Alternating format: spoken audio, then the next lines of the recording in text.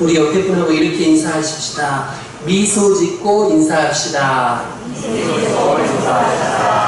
그렇게 하시면서도 인상을 쓰면서 인사하시네. 다시 한번 미소 짓고 인사합시다.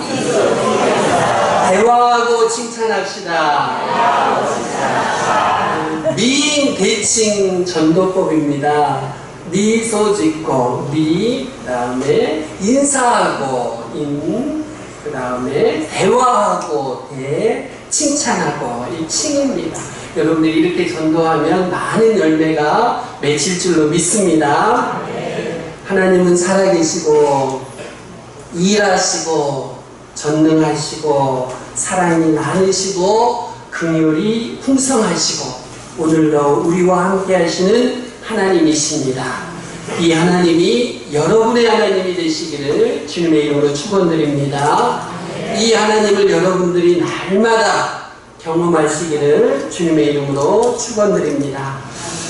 오늘 본문은 두아디라 교회에 주님이 주신 편지지요. 두아디라 교회는 두아디라 지역은 상업도시입니다. 그래서 여러 직종들이 조합을 만들어서 상업과 산업이 발달했어요. 그 중에 염색 아시죠? 염색조합, 그 다음에 봉제조합이 아주 중요한 역할을 하고 있습니다. 그 다음에 두아디라 지역에는요, 신전들이 많이 있었는데, 아폴로 신을 주신으로 해서 아데미, 트링나이오스, 삼바테 이런 신전들이 있었습니다. 이 조합과 신전들이 무슨 관련이 있느냐? 이 조합마다 수호신이 있었던 거예요. 수호 여신이 있었어요. 그래서 회원들이 자기가 가입한 조합의 수호신이나 수호 여신을 섬겼다고 해요. 그런데 수호신의 제사의식에 참여하면 뭘 하느냐? 우상에게 제사를 지내고 우상 제물을 먹고 거기서 행음을 했다고 해요.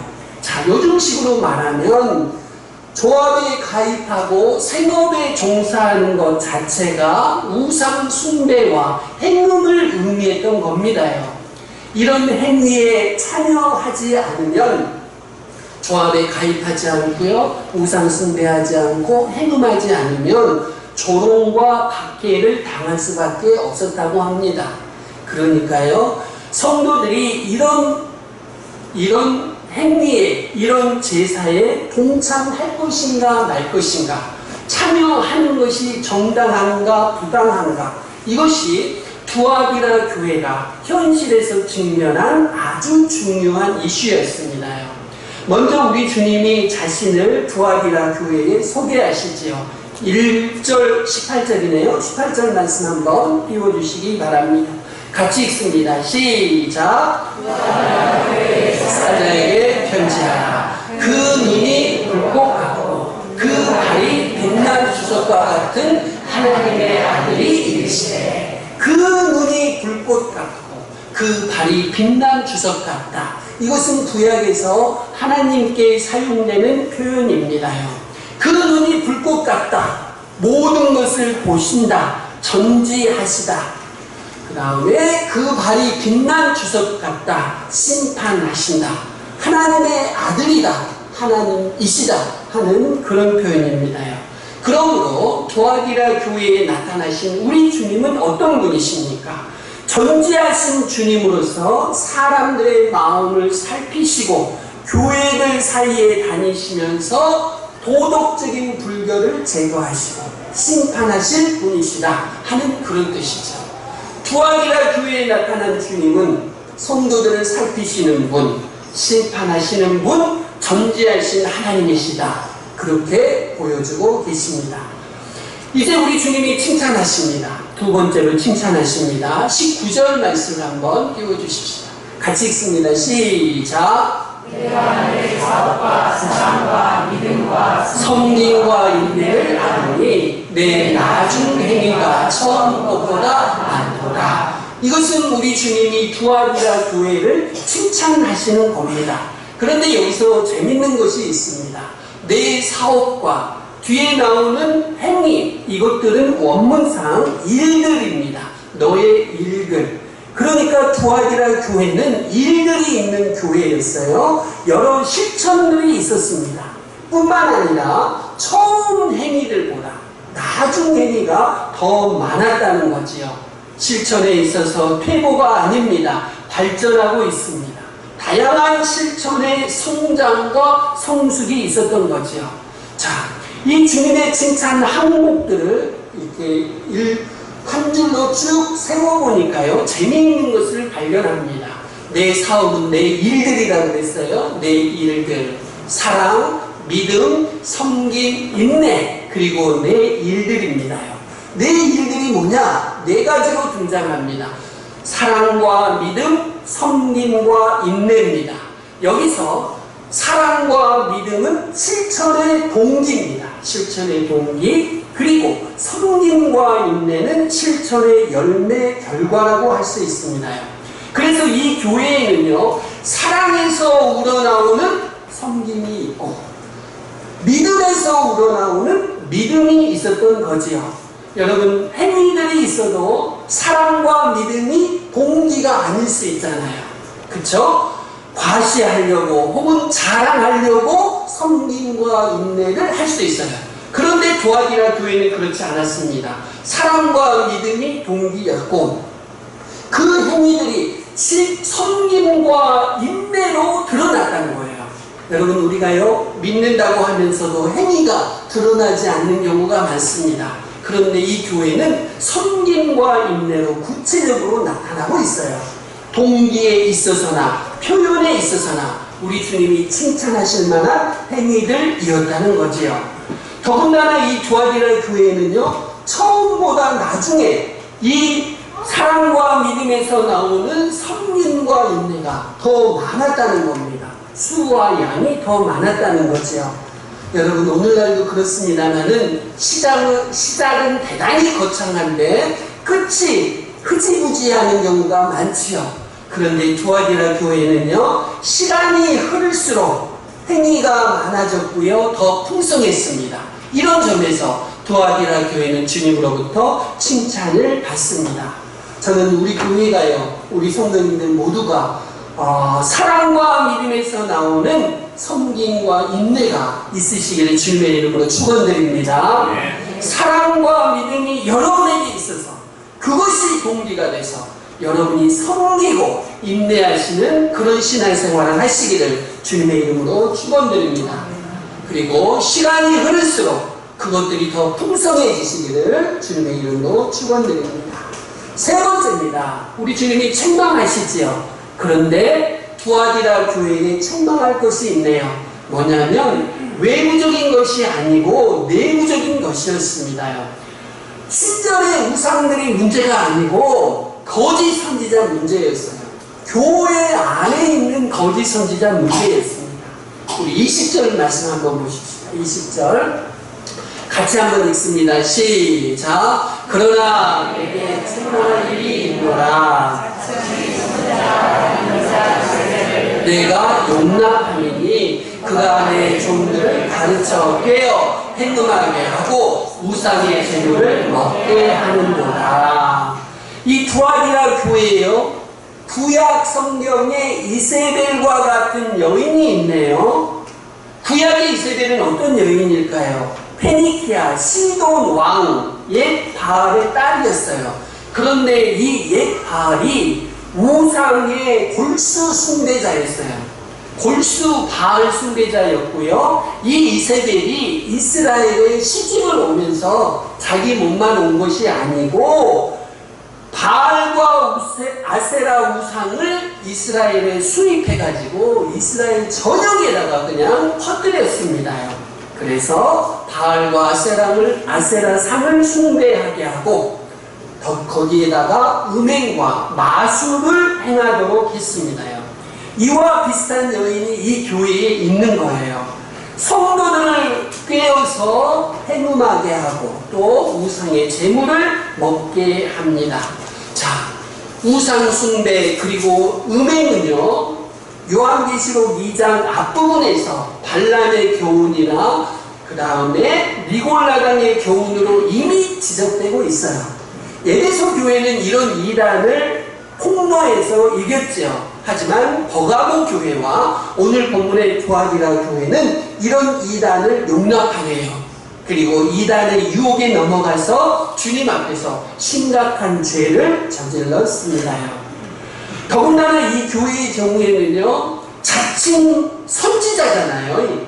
선지자 여자 이세벨을 통해서 들어와요. 그러니까 어떻게 했어요? 성도들이 더욱 쉽게 넘어갔던 겁니다요. 이 여인이 하나님으로부터 계시를 받았다고 하네요. 스스로 선지자라고 하면서 행하네요. 그러니까 사람들이 홀딱 넘어가 버렸습니다. 사람들은 속여서 음행과 우상 숭배에 빠지게 했던 거죠. 자, 이것을 두아디라 교회의 현실 생활과 한번 연결해서 말씀을 드려볼까 합니다. 앞에서 말씀을 드렸습니다.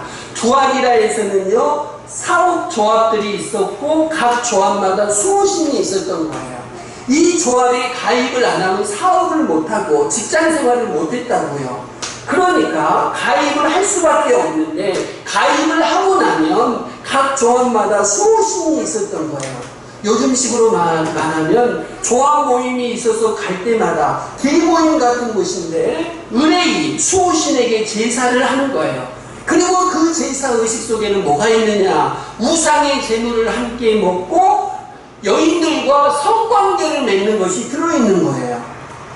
조합에 소속되지 않으면 생업을 유지할 수가 없고 들어가면 이런 일들을 할 수밖에 없고, 이런 환경에서 우상 숭배와 행음에 대한 사회적인 압력이 얼마나 컸겠습니까요? 목구멍이 뭐라 그래요? 포도청이라고 하잖아요. 이 포도보다도 경찰들보다 무서운 게 목구멍이잖아요.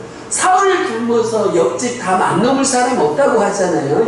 그만큼 무서운 게 목구멍인데, 목구멍이냐 신앙이냐, 이런 갈등을 지금 하고 있는 겁니다요. 두아디라 교회 성도들은요, 사회의 요구대로 살 것인가 아니면 주님의 말씀대로 살 것인가 갈등하고 있네요. 사회의 요구대로 살지 않으면 따돌림을 당하고 생업을 유지할 수가 없지요. 그 다음에 불신자들에게 복음을 전할 수도 없습니다. 그렇다고요, 사회의 요구대로 살면 어떻게 됩니까요? 주님의 말씀에 어긋나니까 양심의 가책을 이만저만 받는 것이 아닙니다. 이런 분위기 속에서 이세벨이라는 자칭 여자 선지자가 교회에 등장합니다. 그런데 이렇게 이야기를 해요. 여러분이 입술로 마음으로 예수 그리스도를 배반하지만 않으면 그런 사회적인 활동에 참여하는 것은 아무 문제가 없습니다.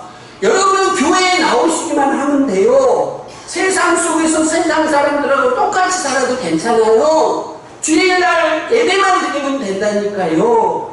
오히려 그렇게 여러분이 살아야 세상 사람들에게 복음을 전할 거 아니에요. 이렇게 유혹을 해요.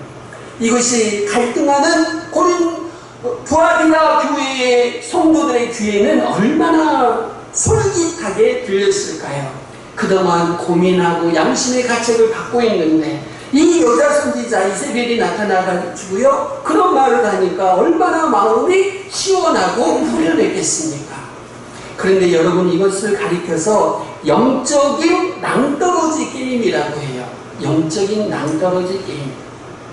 세상이라는 낭떠러지에 떨어지지 않으면서도 거기에 세상에 얼마나 가까이 갈 수 있는가 하는 그런 게임이에요. 불이 활활 타오르고 있습니다. 죄의 불이 타오르는데 그 불에 타지 않으면서, 그 불에 그슬리지 않으면서 죄의 불에 얼마나 가까이 갈 수 있는가 하는 그런 게임을 하고 있는 거예요.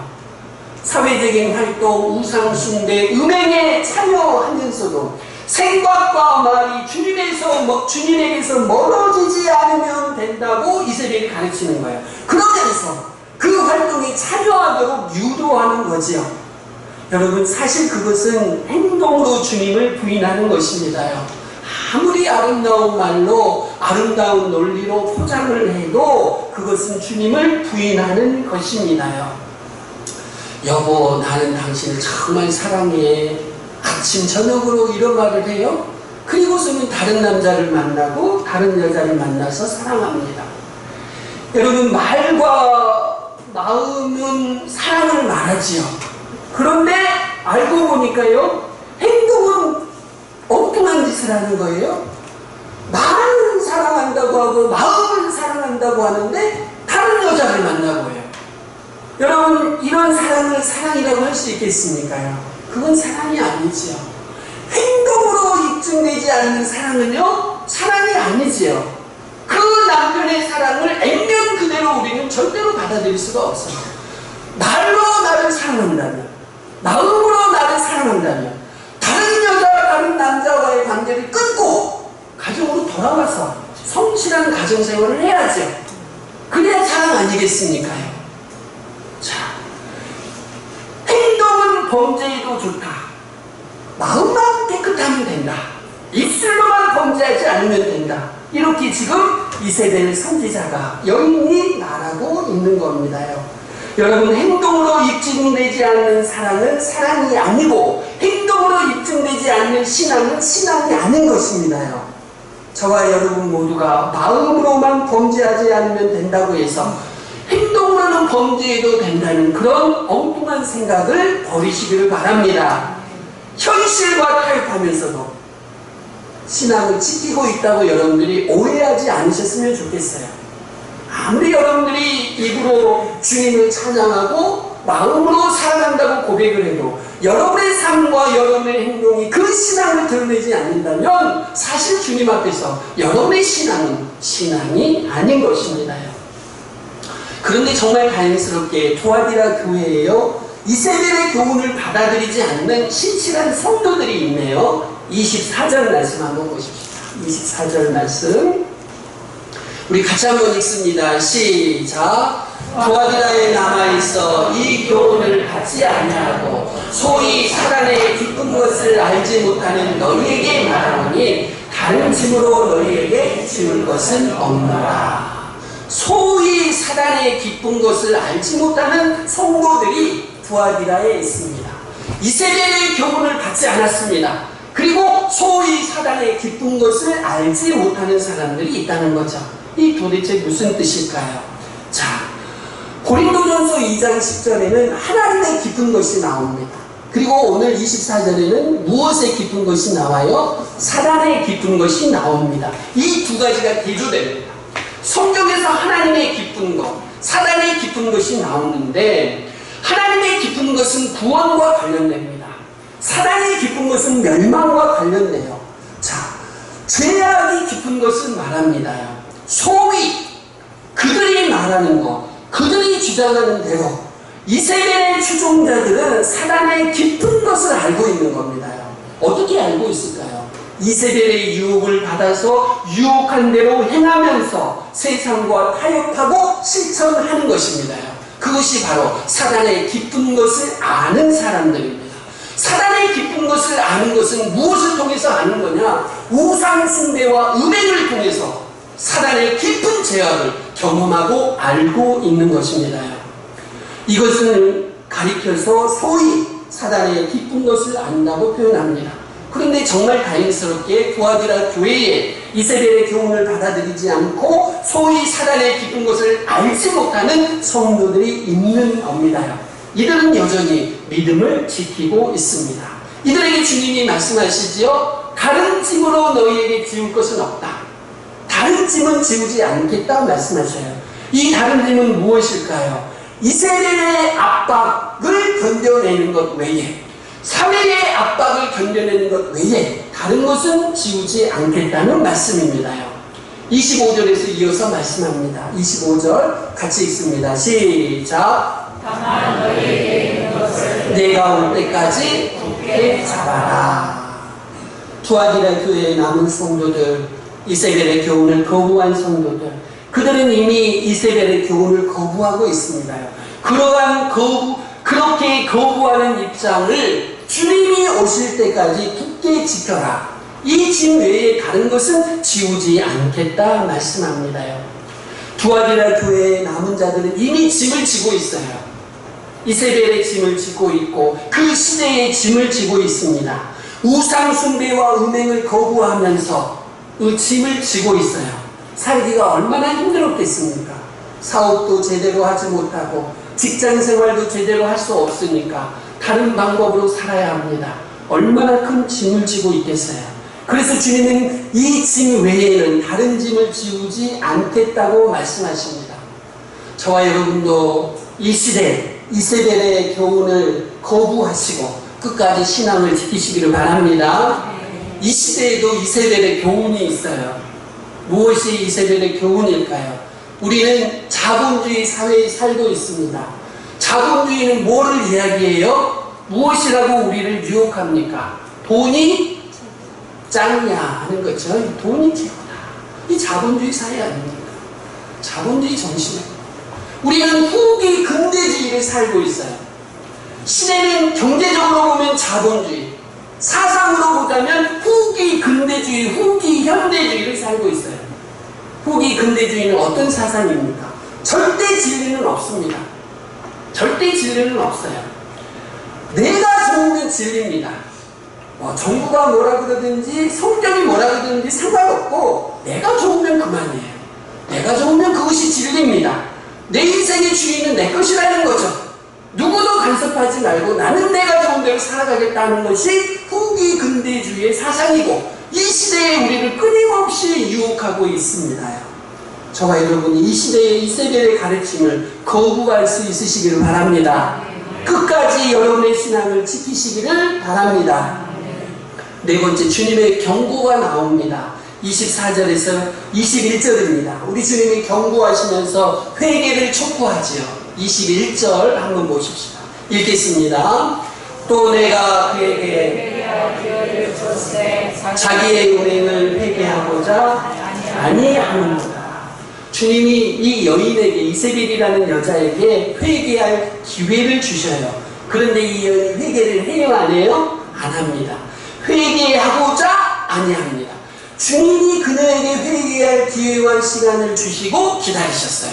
그런데 이 여인이 회개하지 않습니다. 거기다가 회개하고자 하지 아니하는도다. 애초에 회개할 마음이 없는 거예요. 자신의 잘못된 행동을 고칠 의사는 전혀 없어요. 그냥 계속 하겠다는 거죠. 이렇게 이세벨이 반응하니까 주님이 이제 뭐라고 경고하십니까? 22절입니다. 22절 같이 읽습니다. 시작. 볼지어다 던질 터이요 또 그와 더불어 가늠하는 자들도 만일 그의 행위를 회개하지 아니하면 큰 환난 가운데 던지고 내가 그를 침상에 던질 터이요. 그는 이세벨 여인입니다. 이 여인을 침상에 던지시겠다는 거죠. 원래 이세벨의 침상은 죄악을 증기는 침상이었어요. 음행을 행하는 침상이었습니다. 그런데 회개하지 않기 때문에 주님은 그 침상에다가 이세벨을 던지시겠다고 해요. 침상에 던지신다는 것은 질병의 침상입니다. 질병의 침상에 이제 이세벨을 던지시겠다는 거죠. 지금까지 쾌락의 침상이었는데 이제는 질병의 침상이 된다는 거죠. 계속해서 경고하십니다. 이세벨과 더불어 계속해서 가늠하는 사람들이 있는데요. 그들이 회개하지 않으면 큰 환난에 던지겠다고 말씀하십니다. 심각한 고통입니다요.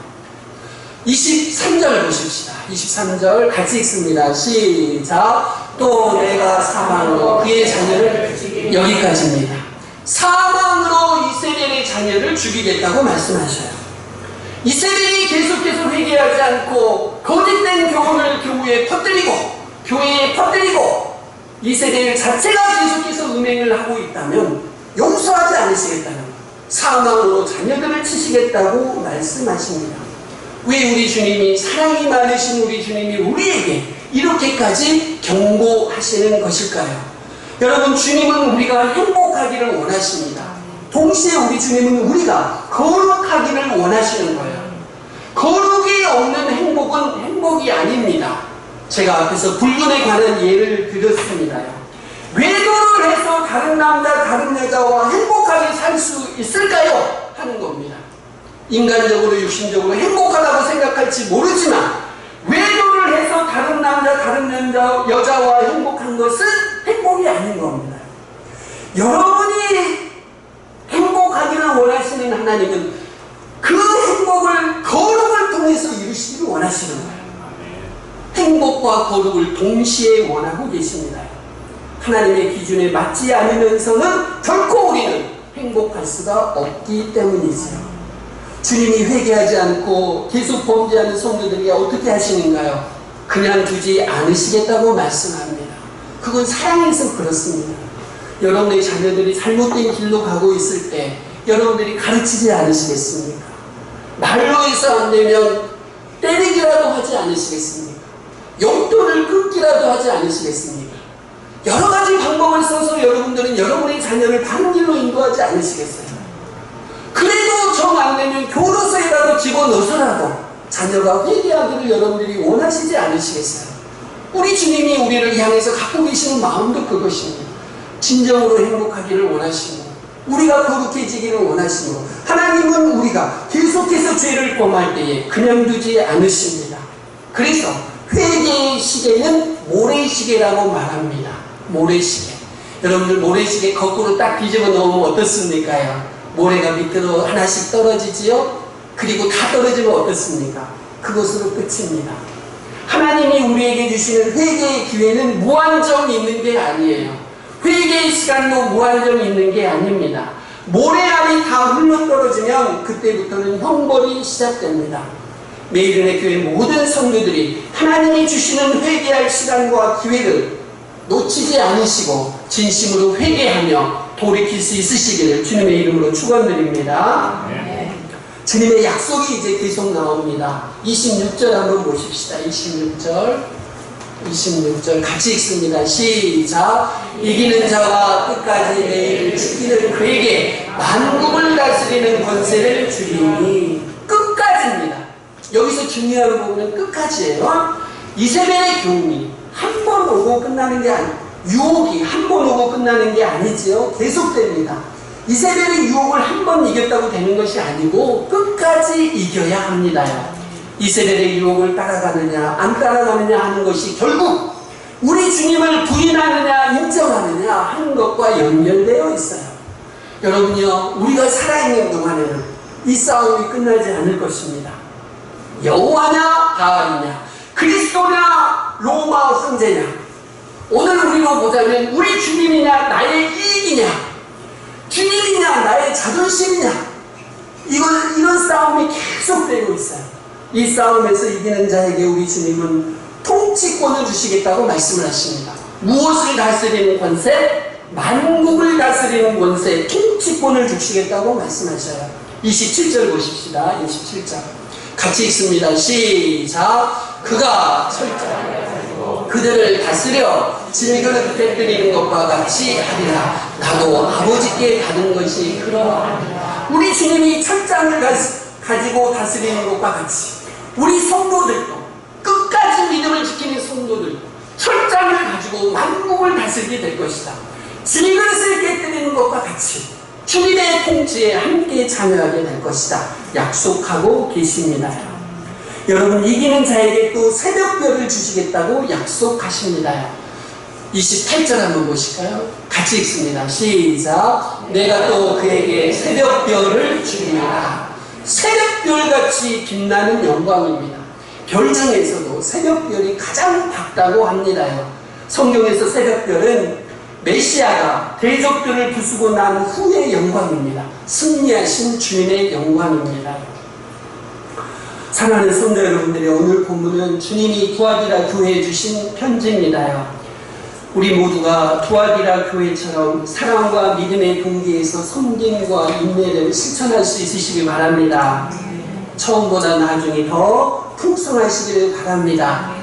이런 실천 가운데 정말 조심해야 될 게 있습니다. 이세벨의 유혹을 늘 경계하시기를 바랍니다. 이 시대에 이세벨의 유혹은 무엇입니까?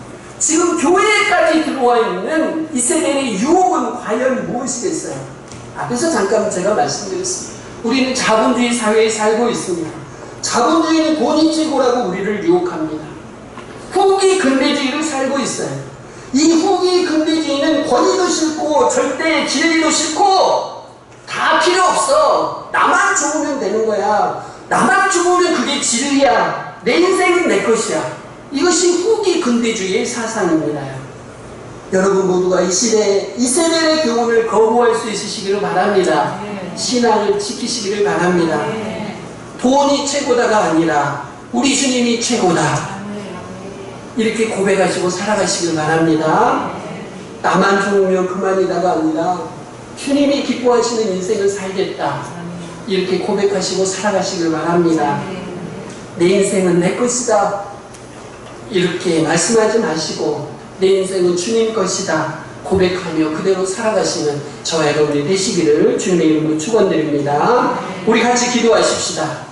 하나님, 이 시대의 이세벨의 교훈을 제가 거부하겠습니다. 신앙을 지키겠습니다. 돈이 최고가 아니라 주님이 최고요. 내 인생은 내 것이 아니라 내 인생은 주님의 것이고, 나만 좋으면 그만이다가 아니라 주님이 기뻐하시는 인생을 살겠습니다. 우리 시간 결단하며 주님 앞에 나아가십시다.